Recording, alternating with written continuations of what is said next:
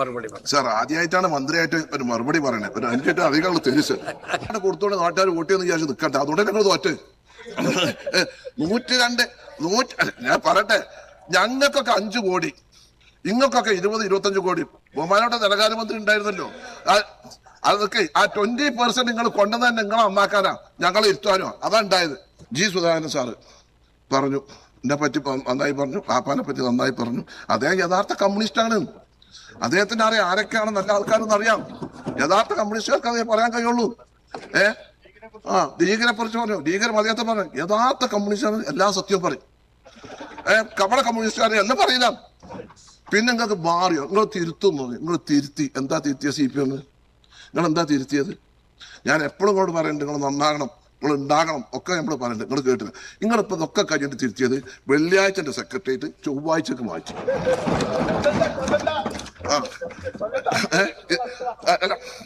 ഇതാണ് അല്ല മാറ്റം. നിങ്ങൾ മാറ്റം ഞാൻ പറഞ്ഞത്. പൊതുമരാമത്ത് വകുപ്പ് മന്ത്രി അദ്ദേഹത്തിന്റെ മറുപടി പറയാം. നമുക്ക് അതിനു മുമ്പ് ഞാനത് പറയാം. മൊത്തത്തിൽ നമുക്കൊരു ചെറിയ ഒരു സമയക്ലിപ്തതയുണ്ട്. കഴിയുന്നത്ര അതിനകത്ത് നിന്നിട്ട് മറുപടി പറയാം. സാർ ആദ്യമായിട്ടാണ് മന്ത്രിയായിട്ട് ഒരു മറുപടി പറയണേ. ഒരു എനിക്കായിട്ട് അധികമുള്ള തെരിച്ച്, കാരണം ഒക്കെ നമ്മളെ സുഹൃത്തുക്കളല്ലേ. സാർ പൊതുമരാമത്ത് വകുപ്പ് എല്ലാവർക്കും സാർ വികസനം വേണം, എല്ലാവർക്കും റോഡ് വേണം, എല്ലാവർക്കും പാലം വേണം, എല്ലാവർക്കും മേൽപ്പാലം വേണം, ജംഗ്ഷൻ ഇമ്പ്രൂവ്മെന്റ് വേണം, ബൈപ്പാസ് വേണം.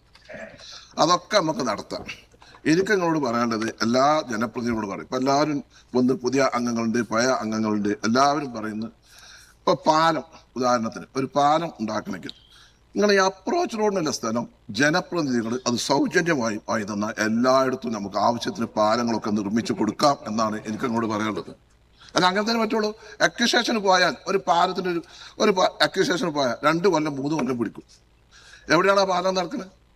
കഴിഞ്ഞ ഗവൺമെൻറ് കാലത്തും അതിന് മുമ്പുള്ള ഗവൺമെൻറ് കാലത്തും കുറേ പാലം ഉണ്ടാക്കിയിട്ടുണ്ട്. നിങ്ങൾക്കറിയാം 24 പാലം പണി കഴിഞ്ഞിട്ട് 8 കൊല്ലമായി, അപ്രോച്ച് റോഡ് കിട്ടിയിട്ടില്ല. അപ്പം അതിനൊരു മാറ്റം വരണ്ടേ? മാറ്റത്തിനാണല്ലോ ജനങ്ങൾ ഇരുത്തിയത്. പിന്നെ ജനപ്രതിനിധികൾ വിചാരിച്ചാൽ, പഞ്ചായത്ത് മെമ്പർമാർ, ജില്ലാ പഞ്ചായത്ത് മെമ്പർമാർ, നമ്മളൊക്കെ വിചാരിച്ചാൽ നാട്ടുകാർ സൗജന്യമായിട്ട് സ്ഥലം തരും. മെനക്കെട്ടാൽ കിട്ടും.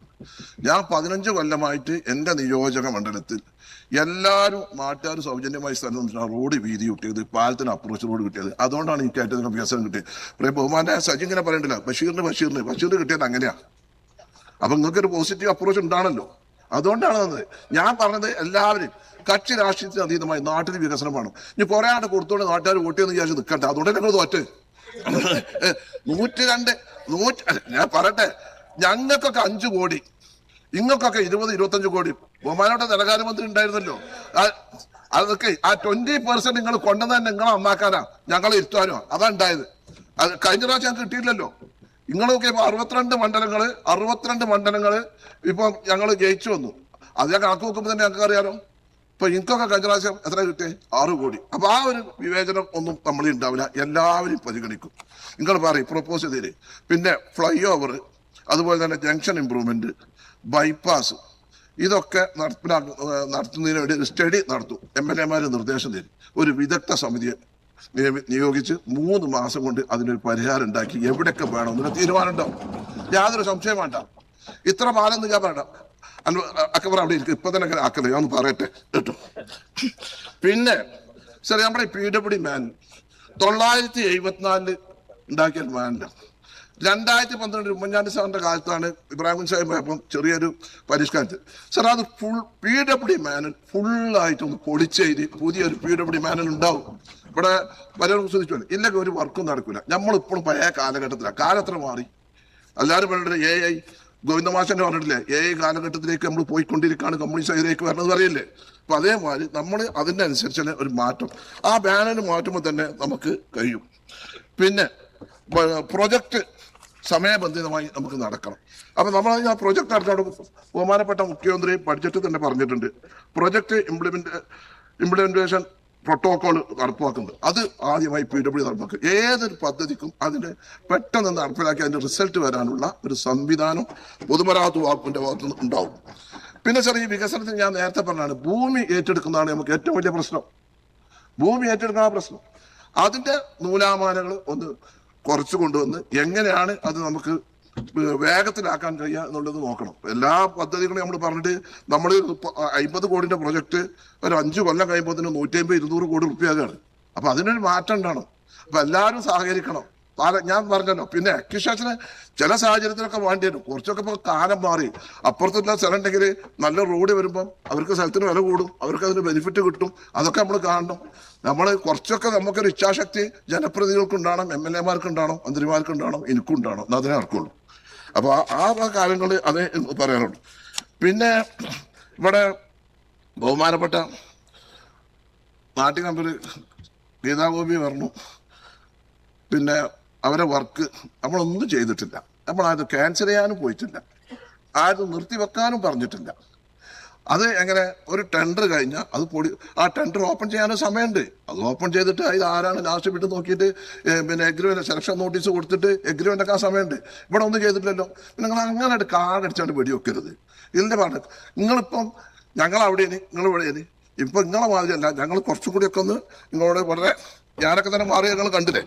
അപ്പോൾ അതിനനുസരിച്ചൊക്കെ നമുക്ക് കാര്യങ്ങൾ പറയാം.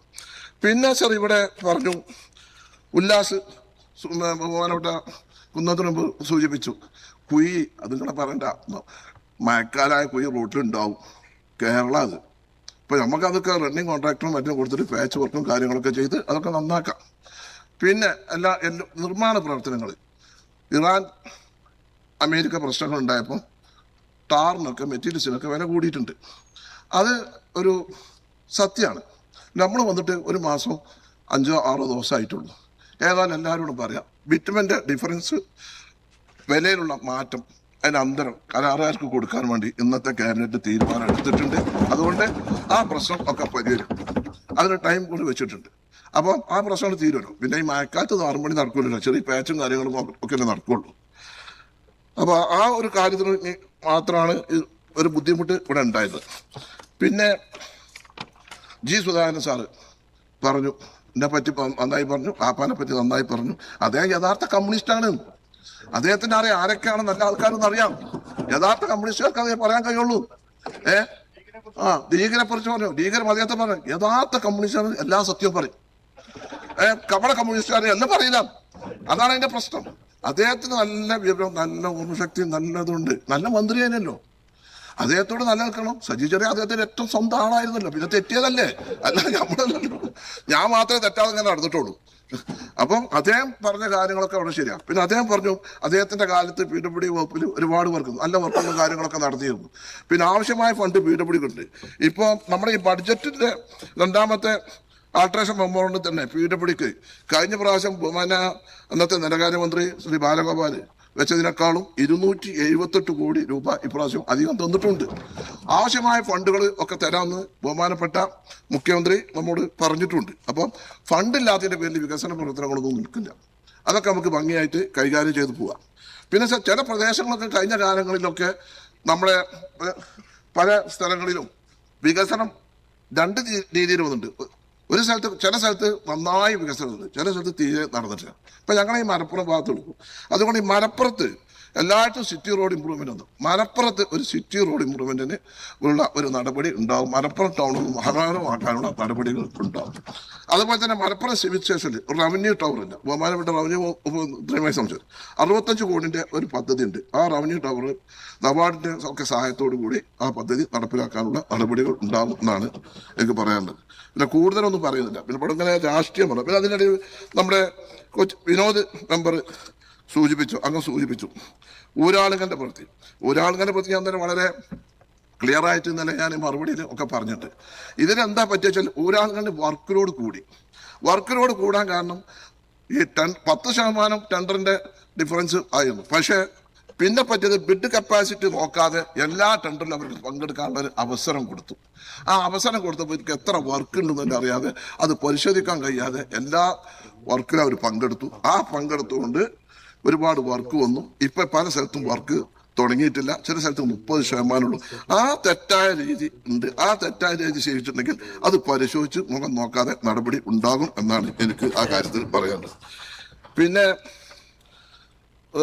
ബഹുമാനപ്പെട്ട ജി സുധാകരൻ 500 കിലോമീറ്റർ റോഡ് പിന്നെ കോൺക്രീറ്റ് ചെയ്യണമെന്നാണ്. നമ്മൾ ഘട്ടം ഘട്ടമായിട്ട് നമുക്ക് ആ പദ്ധതി നോക്കാം. അദ്ദേഹത്തിന്റെ നിർദ്ദേശങ്ങൾ നമുക്ക് സ്വീകരിക്കാം എന്നാണ് എനിക്ക് പറയാനുള്ളത്. കൂടുതലൊന്നും പറഞ്ഞ പിന്നെ ഇപ്പം ഇലക്ഷൻ കഴിഞ്ഞ് ഒന്ന് രണ്ട് രാഷ്ട്രീയ കാര്യങ്ങളുണ്ട്.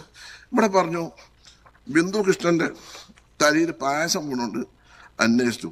അത് മാത്രമല്ല, ബഹുമാനായ മുൻ മുഖ്യമന്ത്രി പ്രതിപക്ഷ നേതാവിനെ പ്രോട്ടോകോൾ വിമാനത്തിൽ കയറാൻ പറ്റാതെ വന്നപ്പോൾ അത് അന്വേഷിച്ചിട്ട് അയാളെ പേരിൽ നടപടിയെടുത്ത ഗവൺമെന്റാണിത്. പിന്നെ നിങ്ങൾക്ക് മാറിയോ? നിങ്ങൾ തിരുത്തുന്നു, നിങ്ങൾ തിരുത്തി. എന്താ തിരുത്തിയ CPM? നിങ്ങൾ എന്താ തിരുത്തിയത്? ഞാൻ എപ്പോഴും ഇങ്ങോട്ട് പറയുന്നുണ്ട്, നിങ്ങൾ നന്നാകണം, നിങ്ങൾ ഉണ്ടാകണം ഒക്കെ നമ്മൾ പറയുന്നുണ്ട്. നിങ്ങൾ കേട്ടില്ല. നിങ്ങളിപ്പോൾ ഇതൊക്കെ കഴിഞ്ഞിട്ട് തിരുത്തിയത് വെള്ളിയാഴ്ചൻ്റെ സെക്രട്ടേറിയറ്റ് ചൊവ്വാഴ്ചക്ക് മാറ്റി. അല്ല ഇതാണ് അല്ല മാറ്റം. നിങ്ങൾ മാറ്റം ഞാൻ പറഞ്ഞത് മാറ്റമാണ് പറഞ്ഞത്. അതൊക്കെ പറയും. കുറച്ചൊക്കെ ജോയി രാഷ്ട്രീയം പറയണ്ടേ? നിങ്ങളിങ്ങനെ ഞങ്ങളെ പറയുമ്പോൾ ഞങ്ങൾ അങ്ങോട്ട് തരണ്ടേ? പിന്നെ പിന്നെ ഇപ്പൊ നിങ്ങൾ പറയുന്നത് PM ശ്രീ, നിങ്ങള് അതിന് കുട്ടി ഉണ്ടായിക്കാണ്ട് പിന്നെ അത് അബോർഷൻ ചെയ്യാൻ വേണ്ടി നമ്മോട് പറയണേ ഏർപ്പാടാപ്പത്. ഞങ്ങൾ ആലോചിച്ച് നോക്കി. നിങ്ങളല്ല ആപ്പ, നിങ്ങളെ ഒപ്പിട്ട് കൊടുത്ത്, ഞങ്ങളെ ഒപ്പിട്ട് കൊടുത്ത്. അപ്പൊ ഈ ഒരു കാര്യം നിങ്ങൾ പറയണ്ടേ? നിങ്ങളൊന്ന് ആത്മാർത്ഥമായി നെഞ്ഞത്ത് കൈവച്ചത് നിങ്ങൾ പറയും. നിങ്ങളല്ല ഒരാൾ ഇത്. അപ്പൊ അതുകൊണ്ട് സാർ ഞാൻ കഴിഞ്ഞു സാർ, ഞാൻ അവസാനിപ്പിച്ചു സാർ. ഞാൻ അവരെ വിഷമിപ്പിക്കല്ലേ സാർ, അവരെ മനസ്സൊന്ന് പാകപ്പെടുത്തി അവരൊന്ന് ചിരിപ്പിക്കാൻ സാർ. അവർ സംഘർഷം ഉണ്ടായിട്ട് ചെയ്താൽ സാർ. അപ്പൊ ഈ വക കാര്യങ്ങളാണ് നമുക്ക് പറയാനുള്ളത്. അതുകൊണ്ട് നമുക്ക് പുതിയൊരു ഗവൺമെന്റ് വന്നു, വികസനം വേണം, എല്ലാവരുടെയും സഹകരണങ്ങൾ വേണം. നമ്മളെല്ലാവരുടെയും രാഷ്ട്രീയമോ അല്ലെങ്കിൽ ഒരു പാർട്ടി വിവേചനമോ കാര്യങ്ങളൊന്നുമില്ല. എല്ലാ സ്ഥലങ്ങളിലും വികസനം നടക്കണം. അത് നിങ്ങളുടെ നിർദ്ദേശങ്ങളും കാര്യങ്ങളൊക്കെ തന്നാൽ അതൊക്കെ നമുക്ക് പരിഗണിക്കാം. യാതൊരു പ്രയാസമില്ല. ഞാൻ വയനാട്ടിലെ സമയമല്ല, പിന്നെ എല്ലാവർക്കും നമുക്ക് ഉണ്ടാക്കും. പിന്നെ അടുത്ത ഡിബേറ്റിലാക്കാം.